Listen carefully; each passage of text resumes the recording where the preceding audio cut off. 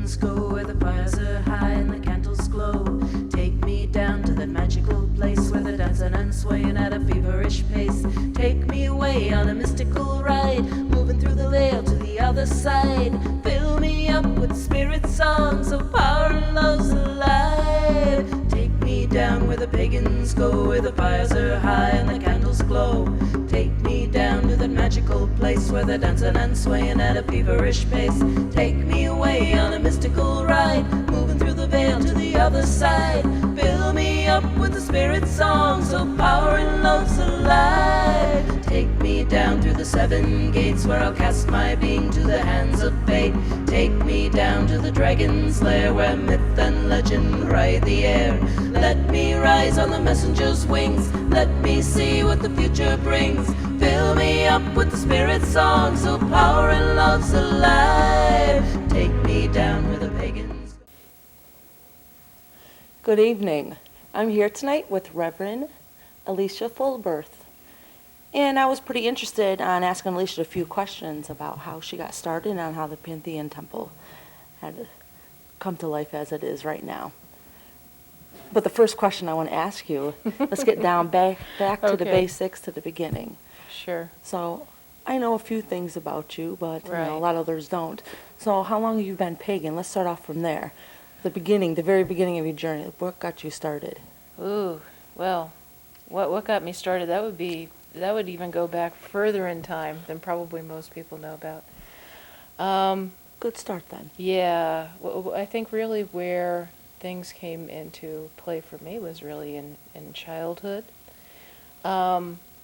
This is kind of like my long ongoing saga of my life. It started out where I was actually having visions when I was very young, and I also saw some things that I probably shouldn't have been able to see when I was very young. Mm-hmm. It's very hard to explain this to adults, what's actually happening to you. Yes. And describing that. My psychic experiences did not stop when I was very young. They continued into adulthood. They changed in different form, but it's always been something that's been there. Mm-hmm. Now, as far as the spirituality aspect, that was kind of goes hand in hand with that. I'm part Cherokee. Yes. Now, when I was a kid, my father was very uncomfortable with that subject, and I do understand now. Especially in the times. There was big reasoning, yes. Back in the day, that was not a good thing to be. Yes. In fact, really what that's coming out of is where at one time somebody who was Native American was considered to be a savage, and they had no place in society. Yes. And so if you looked white, let's say you were mixed, you Yes. became white, and if you looked black, you became black. Yes, exactly. And you just kind of swept They had that to all hide under their the birth rug. certificates, hide their... Yep. Yep. So there was no trace, and even who they were, where they came Right. from. So when I started to explore that spiritual side of myself, knowing that I was part Native American, that I kept doing my research, if you will, as a child, checking out books from the library or watching anything I could grab on TV about anything having to do with Native Americans. There was something there that was calling me anyway. Yes. Was there anybody you could speak to that you can relate to when you were a child? Another friend? Well, that's kind of hard with a subject like that. No. Well, my father, he always described things as like, this is what the Native Americans did. He'd show me something. Yeah. He never actually described it as that, well, this is maybe something that the Cherokees really did, or maybe my great-grandfather would have done, or something like that. So he didn't really go into that. It was. Yes, yeah. But, when I realized that I was having spiritual experiences with even things like the land, because I had half a mountainside as my playground growing up. Nature was something that very much called me. And that is where I really found my divinity. That is where I, effectively found God, Yes, yes. if you will. Was out there in the woods and in the fields and, on top of that mountain. So that also influenced me as well. And where the Native American spiritual aspect comes in is actually through there. I was able, on some level, to communicate with other things around me, be it animals, plants like a tree. I had a favorite tree. Oh, did you? Yeah, and I thought for a while, I must be really crazy. And because you start learning after a while as you start getting older, you don't share these experiences with that's grown-ups something you don't anymore. talk to anybody. Yeah. And that was really kind of funny because I was watching this special on Native Americans because here I was always glued to the TV set with anything having to do with Native Americans, and there was somebody there who was describing about how you could talk with spirit, you could talk with the land, you could talk with the rocks, you could talk with animals. That it was all a part of, the greater spirit. And I was like, whoa, you mean I'm really not going crazy? I really am having this experience. Because I already knew that it worked because I could calm animals. Yes. My favorite tree, unfortunately, my father cut down, and I knew the exact moment it was being cut down. I came flying out of my bedroom, and I knew the tree was being cut. Oh. I could hear it. Yeah.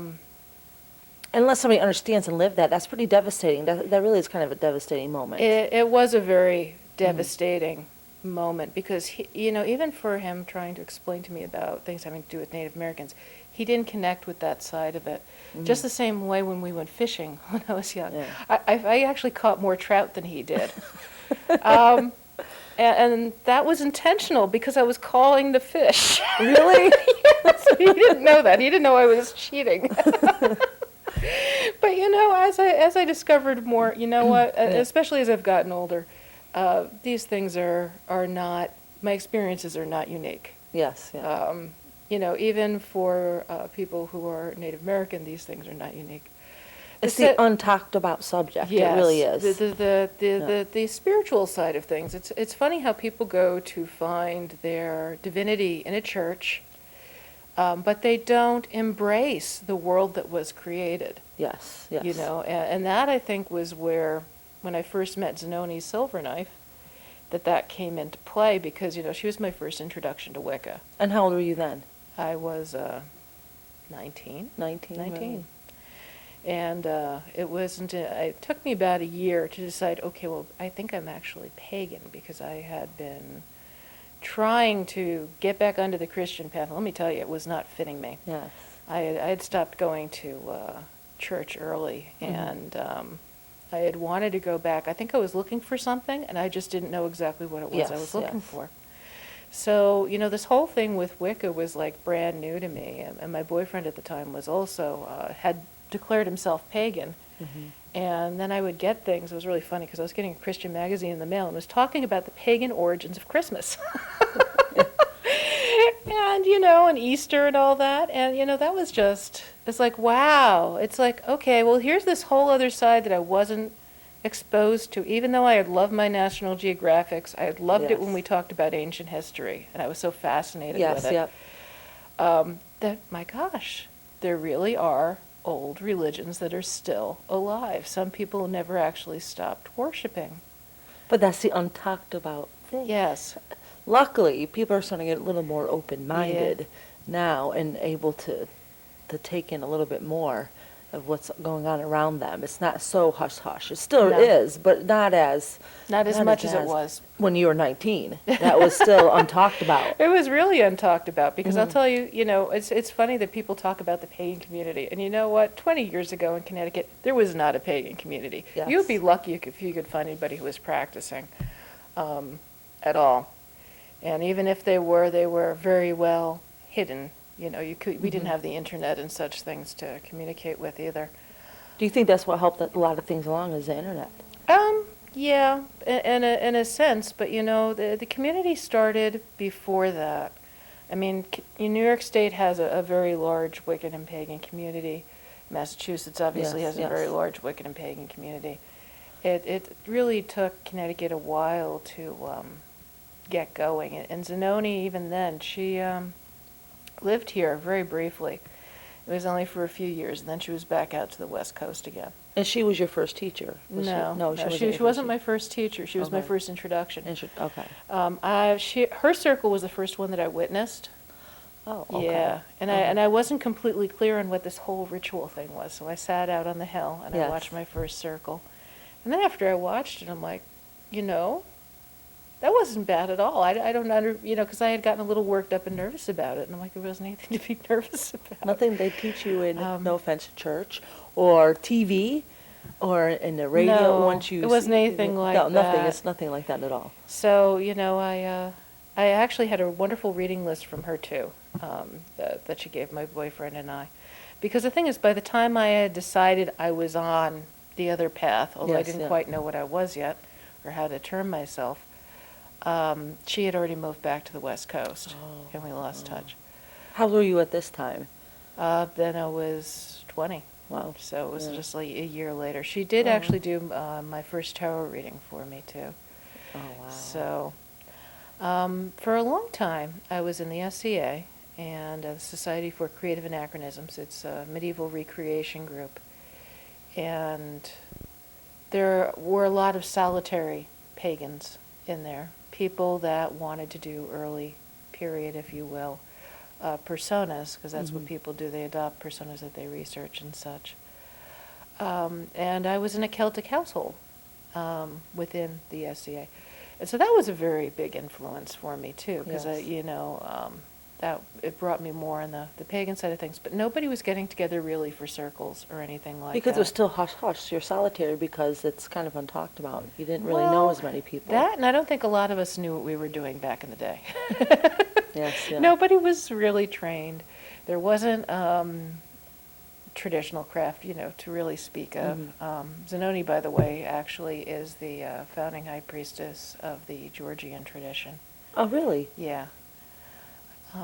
So it's her and one other priestess who effectively everybody's line Mm. comes through, as well as George, who founded it. But yeah, so, about 23, that was when I had my vision, and this is what put me onto the temple.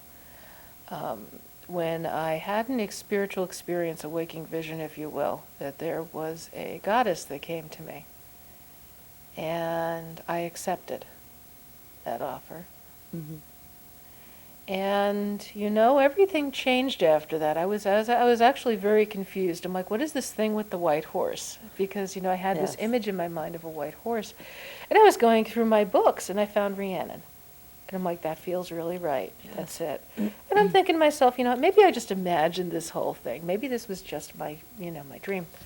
And I said, okay, well, maybe it really is my imagination. And then something else came into my mind. And as confirmation, I was told where to go to a most particular store and that I would find a white horse waiting for me. Really? So you had a vision of exactly what store to go to? It wasn't even a vision. It was just something that I knew, something that got planted in me. And it was Really? a store I hadn't been to before. It had just opened up, and I went down there, and I'll be damned, because it was a beating store. And there was a tray of white horses.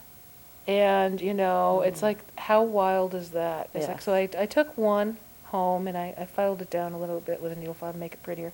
And I wore it on my neck for many years. After many years, it got a little bit beat up, so I've put it aside, and I'm going to have my teacher, Tamarra James, I'm going to have her actually set it in silver for me when I can. Really? Yeah, that's what I want to do That's with that. amazing. And that was your confirmation at that point that you knew that this is where you should Yes, be going? yes. Is at that point? So it's like, okay, then, my experience was real. I mean, how Yes. strange is it to go into a beading store and to actually find little carved, pendants effectively of like horse beads, Really? They, That's they, not they were something- decent size too, so. Oh, wow. Yeah. But with the things that came to me after that, it was very strange. Almost like I had a spiritual honey-do list on my refrigerator, my spiritual refrigerator. Really? And every once in a while, there's something new that appears on that list. And, one of those things I was told to do was I had to found a church. And I'm thinking to myself, why? Yes. Yeah. Who am I to run a church? I don't even know what I'm doing. Yes. Yeah. Well, about approximately what year was that? What year was that? That was That's kind of misty. That's somewhere in between that 23 to 25 that I knew I was supposed to run in church, and I was like, That's unheard of, really. yeah. Yes. I mean, we didn't have anything like that. We didn't even have a pagan community yet. We didn't Yes, have yeah. anything. So, some time had passed by, and I went and I joined a networking organization for a little while, and that did not work out. And it kind of disbanded there for a while. And a couple of us who had formerly been with that group, and a friend of mine from the internet, we got together and we decided to have a Samhain ritual. That's Halloween, as most folks know it. And we talked about it afterwards. We decided we didn't want to have a networking organization. It's like, okay, well, what do we want to do? And it's like, well, actually, it's like, I'd like to start a church. And everybody liked the idea. Yes, yeah. And suddenly, I was in charge. So, we did the best we could. We started off as the pagan community church. And I don't think any of us were really prepared for that. And people have to understand it. Alicia Yeah. is well, she's a little on the quiet, shy side, and she kind of likes being behind the scenes, but because this was your choice that was laid before you, you have to put yourself out there, which is unusual. It I feels a know. little strange to you. It still feels strange. You know that to this is me. what you need. Yes, you know this was what you need to do, and it means, oh my goodness, I have to really go out there and put myself out there. I'm still actually a very private, quiet person. Yes, yes. And I have been placed in a position where I can no longer be quiet. And nor can I actually be private, because I've actually figured out that was hurting me. So Really? I have to be more public. Sometimes that's had mixed results. That hasn't always worked out. Because I have been discriminated against. There was also a time, too, very early in the beginning of the temple, when we had a problem where the Connecticut Post accidentally outed us. They put our home address, because we didn't have a temple address, per se, in the newspaper. So the windshield got smashed, the tires got slashed. This is on my boyfriend's car. Wasn't mine, thankfully. And, we had some very bizarre phone calls. And how many years ago? This was probably like 10, 15 years ago? That's like, 14 years ago Wow. that all that stuff happened, because we founded the temple 15 years ago. And it's really amazing how even this day and age that people were still that hateful, not that open-minded. I know. But it's also, too, how things played out. Because at the time, there was something going on legally that was making the headlines, and people were Yes. playing it up. Oh, yes. Because, yep. it sells newspapers, because it sells, time on the air. So, they make it out to be something other than what it's not. It's like the news is no different now. They play things out beyond what they should be. Exactly. Just to sell some more airtime. They want to frighten you into whatever. But, things have really changed. I think people have become a lot more accepting. Mm-hmm. I think I'm even, just even seeing, like, even every 5 years, I'm seeing a very big jump Yes. in the comprehension level of what, from people, of what it is that people do, who are Wiccan, who are pagan. And maybe, gee whiz, that isn't something to really be afraid of, because we're all a bunch of tree-hugging types. It's kind of hard to be frightened of people that love the environment. Yes, yes. And aren't really out there causing trouble. We're kind of almost, in some sense, the next kind of, I think, a leftover the hippie generation, that we're Exactly. we're into the meditation. We're Yes. into all these other things. It may not be Eastern. Yes, This yes. is Western. But I think I think a lot of that in the 60s opened people up. Yeah. Oh, that's true. You're very right there. Yes, yes. And then there was the women's movement. And with that, too, also came, the goddess movement, where people were embracing the idea of women's power, women's authority. I was raised to be a feminist. I had a nice little copy of my Marlo Thomas Free to Be You and Me album. And, that this also, too, comes into play, because, the divine is... to see it as only masculine and not feminine, I mean, as above, so below.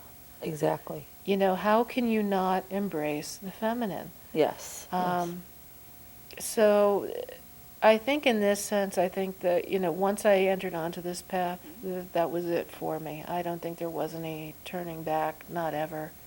I think I'm very Unitarian in my philosophy, Yes, personally.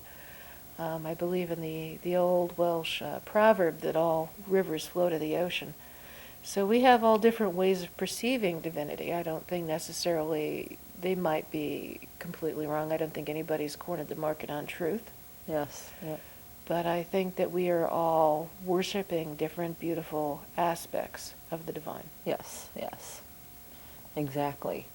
So, how did it become to where you are today? Well, that's still been a process. You know, even for myself, you know, my first teacher, Rowan, she was stranded kind of from Canada, and that was kind of interesting. She saw a little bumper sticker on my car. Yeah, I It was love from the this story. SCA.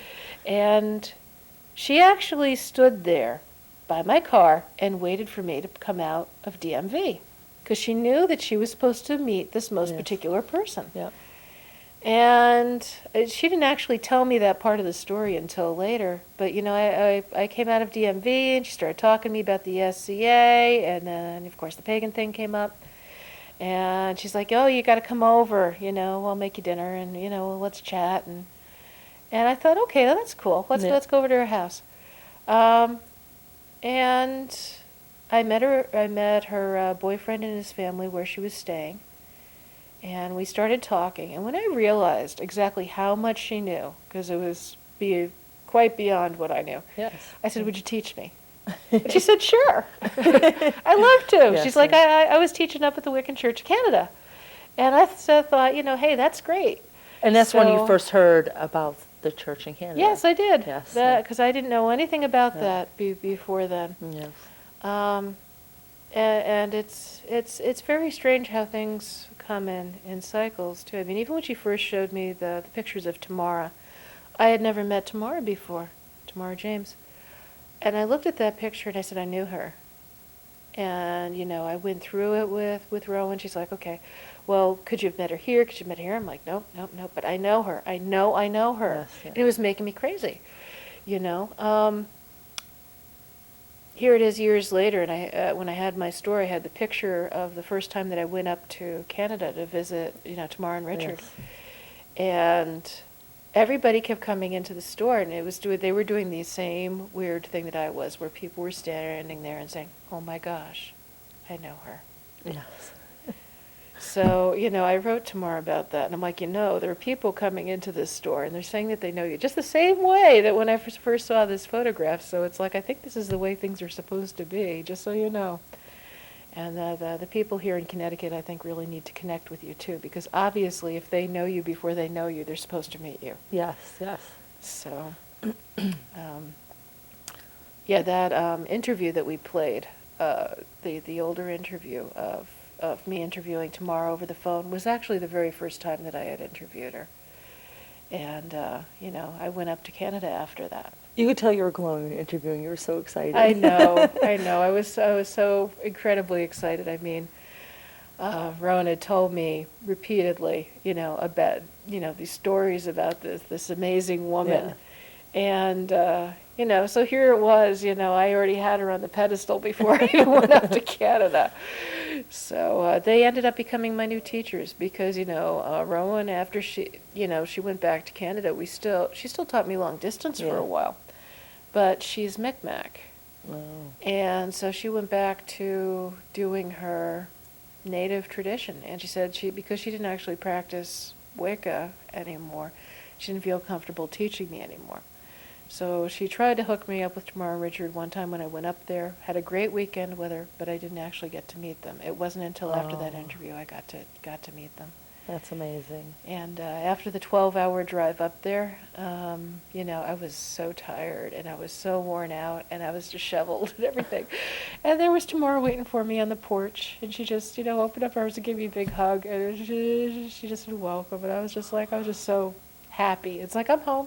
Yeah. That's amazing. Yeah, yeah. Yeah, I'm still happy about it, so. Let's talk about this Beltaine Festival. How did that come about? Oh, that was my old roommate, Ron Artoli. Also a very dear friend. He's kind of my brother-in-law by blood. Yes. I'm sure his families might actually catch this show out there right now.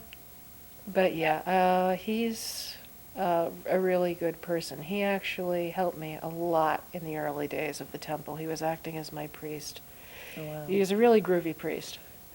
And he decided, okay, well, Alicia, since we can't seem to find an open park available for doing a Beltaine celebration, why don't we use the farm?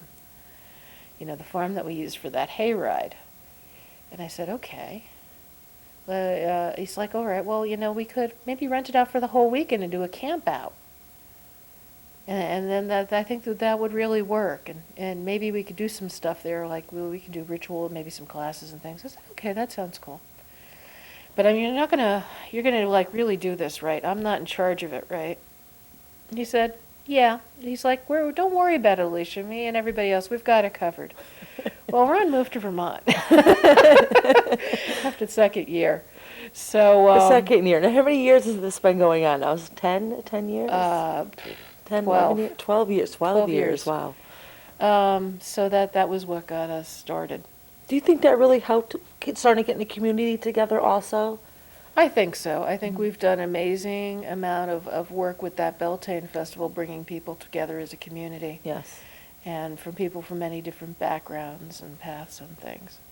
So I think that we have done probably one of the best jobs I think anybody could have done, at least in our state in Connecticut. That's amazing. Yes, Yeah. it's really amazing how far everything has come about Well, in a few years.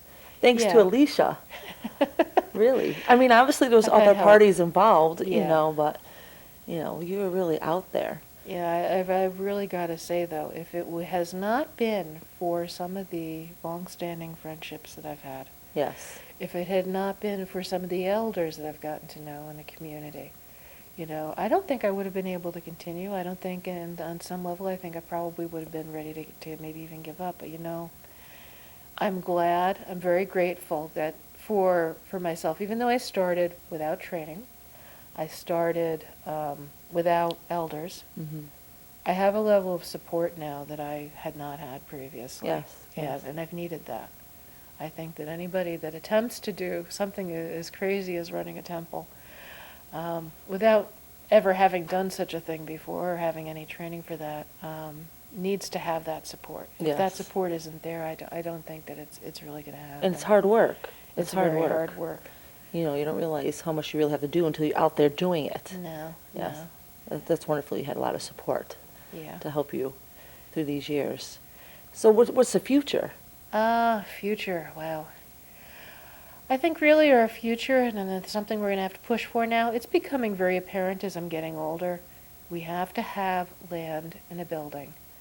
Everything is so expensive in the state of Connecticut that we are going to have to really push for that for fundraising, because, that is really everything for us, because, this temple has to last beyond me. Yes. And beyond my lifetime, and that is the only way to make it happen. Mm-hmm. That's the only way to make things happen for our community, to be a resource, to be a community center, to bring people together. That requires having our own space, because having to do this gypsy, moving it from place to place, is very difficult. And I think that people need to have a gathering place, and even for the public, I think this is also very helpful. The public needs to know that, okay, well, the pagans and the witches and the Wiccans and the druids and everybody, they need to know where they practice. They need to know where they Yes. live. They need to be visual. They need to see them out there doing things in the community. And until we really have that foundation, I think that's going to be very difficult for us to do that. When we become established, too, like everybody else, we're going to find a Yes. very great level of acceptance. Yes. Because they're going to see how really that we're really not that different. No, not at all. No. But yeah, I could probably keep going on and on and on. But Yeah, time's wrapping up. Yeah, I but- just wanted to say, Yeah. oh, do you have one last thing you wanted to say? No, I just wanted to let folks know that we're gonna go to some videos. Now we have footage, courtesy of the Well-Worn Path from Rita and Dale Walters, at our Beltaine Festival, because I'm too busy running around at the Beltaine Festival to do Yes. such things. Interviews with Richard and Tamarra James. So, I want to thank you for taking this time so we actually got to learn a little bit more how the community had started and actually what you had to do with becoming where Connecticut is today. Because honestly, if it wasn't you and some good close friends, you know, I would have met you for one thing, and a lot of people wouldn't have been able to be as outspoken and not as afraid anymore to go out in society and not be afraid to let people know who and what they think and feel. And really, you're I a do big what I part can. of, yes, you really are a big part of what the pagan community is going through and really open things up. I'm just doing it all for Ann, and she asked me to Yes. do it, so I'm doing it. Whether you like it or not. All right, and on that note, Yeah. we're going to go on to our next video. And thank you, Alicia. Thank you, Iris.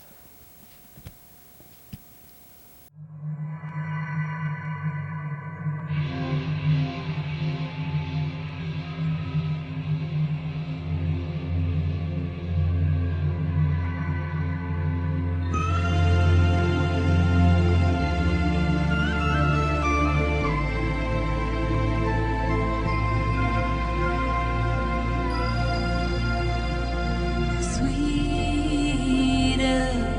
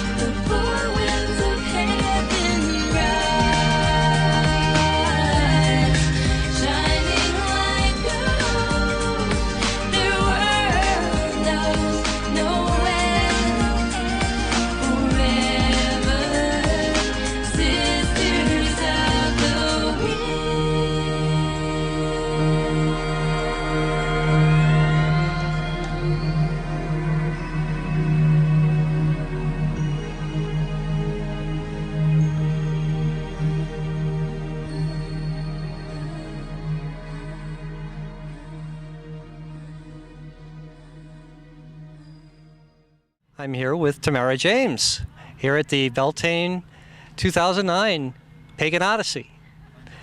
Welcome. Thank you. Nice to be here. Yes, thank you for agreeing for an interview for our viewers mainly. It's not for us. It's all about them. Well, it's always a pleasure. You've been in the pagan path for quite a while, I understand. Yes, I was initiated in 1967. So I've watched it change a lot. What are some of the more positive changes that you've been witness to? Actually, people being able to have rites of passage within their own faith, with their families attending. When I came in, you couldn't even tell your family that you were in the craft. So all of your rites of passage, your funeral was done by something that you didn't believe, your marriage was done by something you didn't believe, everything was outside of your craft. So you're seeing paganism come into its own in the last 20 years? I think so. In some good ways and some that I'm a little unsure about, but then I think we're all like that. Absolutely. Where do you see it going in the future? You see it continuing on the positive trend? I think that it will. I think that because there are Wiccans and pagans involved in World Conference on Religion, that we're, showing people that we're not total crazies, that we are speaking from a place of truth, and that we are doing interfaith dialogue, that is going to lead to a greater acceptance and therefore more choices for people. Excellent. Is there anything that you would want to share with our viewers on getting involved with this? I think you have to go in with your eyes open. If you leap in off the deep end and you don't know the people and you don't know what it is that you're getting yourself involved in to some degree, then you can get what you pay for, but nothing comes free. Be with people that you respect, be with people that share your ideals, and walk away if it doesn't. So be true to yourself and keep it positive. And it's about the gods. Absolutely. Well, thank you very much. Appreciate your time. My pleasure. I have the distinct honor and pleasure of interviewing Mr. Richard James, High Priest of the Wiccan Church of Canada. Mr. James, welcome to Beltaine 2009, a Pagan Odyssey. Well, thank you very much. It's good for you to come down from Canada. Do you do this festival every year, or is this one of your first years attending? I think it's my third or fourth year. And it's a pretty good festival. Excellent. When did you first learn about it? Was it about 3 years ago? About this festival, probably about 4 years ago. Okay. And it was Alicia that contacted you to be in, or? Yes, it was definitely Alicia that contacted me. She's a go-getter. Oh, yeah. As far as your church, how long has the church been established up in Canada? 30 years. 30 years. That's significant achievements, aren't they? Well, we keep plugging away. Thank you. Who inspired you to start a church? The people who were coming to my little magical supply store, I suggested maybe we start a coven, and they said, no, we don't want a coven, we want a church. And so they did, and I've just been serving them since. Well, excellent. What were some of the pitfalls along the way that you ran into? The pitfalls have been not too bad, actually. Toronto is a very accepting city. We had the occasional egg-throwing thing happen, and, a little bit of graffiti, and I curse you in the name of Christ, and all that kind of stuff. But in general, people of Toronto are very accepting, and we've been very fortunate. That's excellent. I wish more areas of the country and the continent and the world especially would be as accepting. In preparations for your church, did you take any specific classes, or were you initiated in any particular tradition? Well, I was initiated into a kind of offshoot of the Gardnerian tradition, not pure Gardnerian by any means, but I managed to sort of struggle through. What would you say to others that are thinking about starting a church of their own, or even a local community organization? Make sure you can be regular, absolutely regular, and fairly frequent. A church organization that doesn't meet very often just cannot sustain community. And people have to know when to go there and where to go, so that you have to be able to be consistent. Consistency is the key. I find in my personal life consistency is the key in a lot of things, also with raising children, as a matter of fact. Would you encourage others to join a community, or practice as many pagans do as solitaires? I think there's just some limits to what you can accomplish as a solitary, because if you want to have your magic affect the world, then, well, the world has other people in it, and that's just a fact of life. And so traveling the path with other people can be a lot more enjoyable. Sometimes you need to get off on your own, though. Very good. Thank you very much. Is there any special words that you'd like to put out to our audience here in the state of Connecticut? Well, thank you for having this lovely place and lovely festival here at the farm, and I enjoy it every time I come here, so good fest. If anyone wanted to contact you, what would be the best way for them to do so? Best way to do so, Richard at wcc.on.ca. Well, thank you very much. Thank you, viewers, for tuning in, and we'll see you again. And here we have a song of the 4 seasons of the year. From the circle dance tradition of England and New England. Learned this in Massachusetts via England. It's called the 4 Seasons.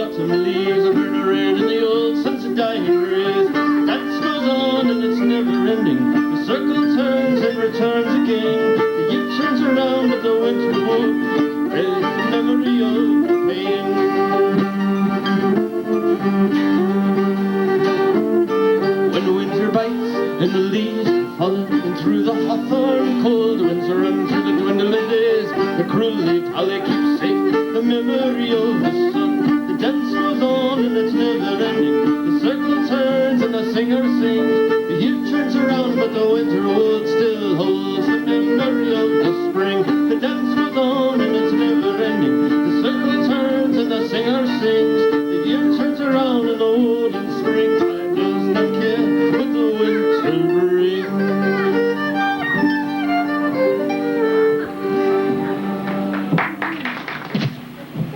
we have a few Irish jigs out on the ocean, the Moon Coin jig and Monaghan's jig.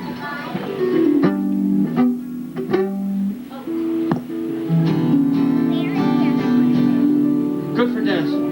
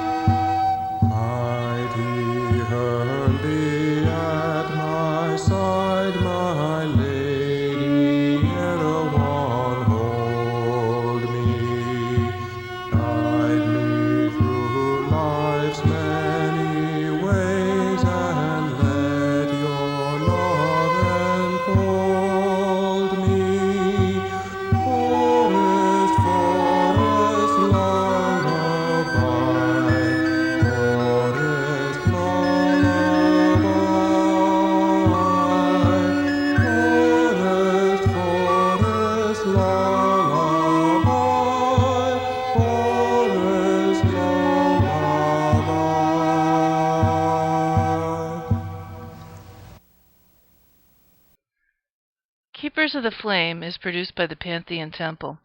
If you have enjoyed this show, please consider donating to the Panthean Temple.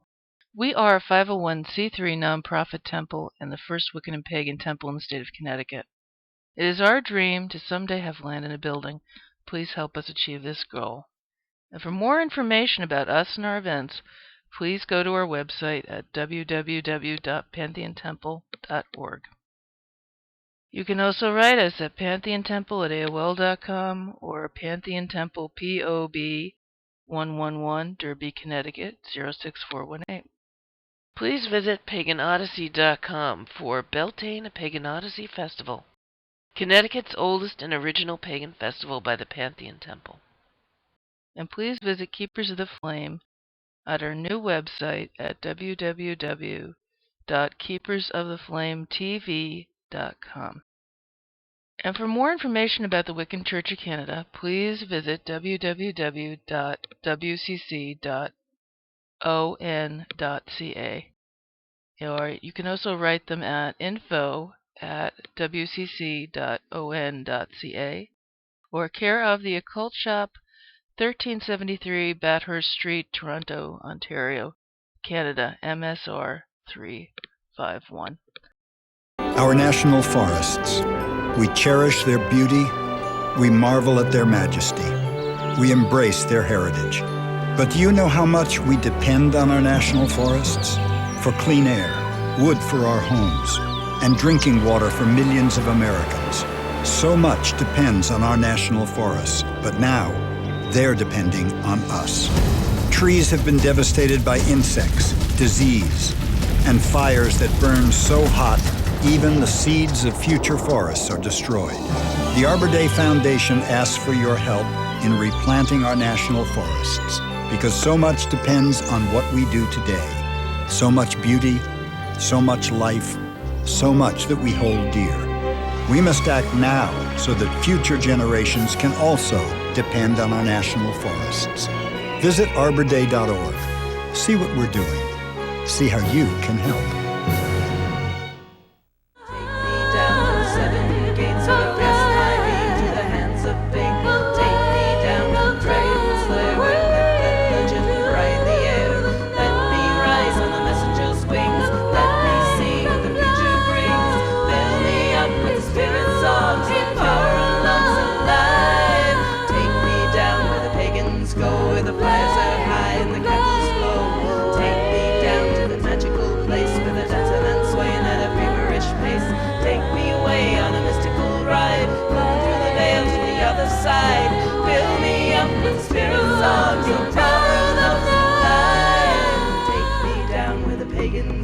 The fires are high and the candles glow.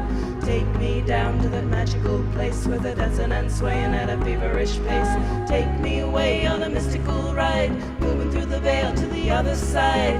Fill me up with the spirit songs of power and love's alive. Take me down through the 7 gates where I'll cast my being to the hands of fate. Take me down to the dragon's lair where myth and legend ride the air. Let me rise on the messenger's wings. Let me see what the future brings.